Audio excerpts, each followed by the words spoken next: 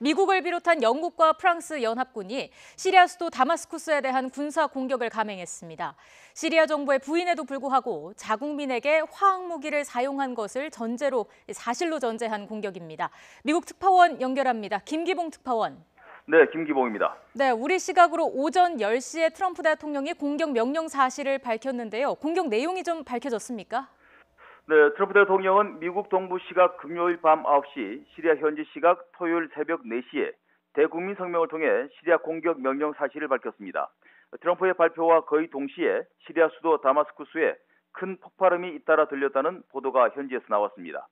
공격 대상은 화학무기 연구소로 국한됐다는 보도가 사실로 굳어지고 있는 모습입니다. 국제법상 금지되어 있는 화학무기를 사용했다는 것이 공격의 명목이기 때문에 화학무기를 생산하는 곳으로 추정되는 연구소를 공격 목표로 정한 것으로 보입니다. 일부 외신은 공화국 경비대 본부와 4사단 본부도 공격했다고 전하기도 했지만 이후 보도들은 화학무기 연구시설에만 정밀한 타격을 했다고 전하고 있습니다. 시리아 국영방송은 연합군이 쏜 미사일 13기 또는 20기를 시리아군이 요격했다고 밝혔지만 매티스 미 국방장관은 요격당한 사실이 없다고 부인했습니다. 미국과 함께 공격에 동참한 영국의 메이 총리도 성명을 통해 이번 공격은 세계 어느 곳에서든 화학무기 사용은 허용될 수 없다는 것을 알리기 위한 경고라고 밝혔습니다. 마크롱 프랑스 대통령도 시리아의 화학무기 사용은 프랑스가 작년 5월 설정한 한계선을 넘어선 것이라며 공격의 배경을 말했습니다.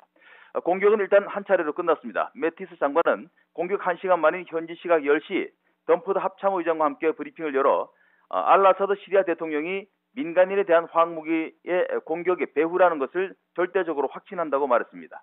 또 미국과 동맹국의 공습은 일회성 공격으로 종료됐으며 추가 공격 계획은 없다고 말했습니다. 하지만 미래의 공격은 아사드가 화학무기 사용을 하느냐에 달려있다며 추가 공격 가능성도 열어놨습니다.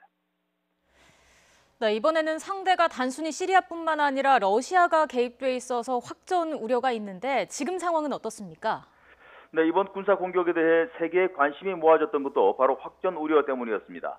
트럼프 대통령이 미국 현지 시각으로 지난 9일 48시간 이내에 중대 결정을 하겠다며 즉각적인 응징 태세를 보였지만 오늘까지 지연된 이유도 바로 그것입니다. 시리아와 러시아는 시리아 정부 또는 러시아의 개입으로 인한 화학무기 공격 혐의를 완강히 거부하며 오히려 반군의 자작극이라는 주장을 펼쳐왔습니다. 따라서 죄가 없는 자신들에게 군사 공격이 있을 경우 즉각 보복한다고 거듭 주장해왔습니다.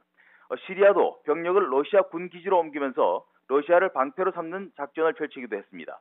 따라서 오늘 공격은 러시아에게 군사 개입의 여지를 최대한 주지 않기 위해 국소적으로 이루어진 것으로 보입니다. 그리고 아직까지는 러시아의 반격이나 군사 개입 소식은 없는 상태입니다. 러시아는 연합군의 군사 공격이 시작되자 러시아 하원 국방위원회 명의로 트럼프를 히틀러라고 비난하며 강하게 반발했지만 직접적인 군사 대응은 하지 않았습니다. 지금까지 LA에서 YTN 김기봉입니다.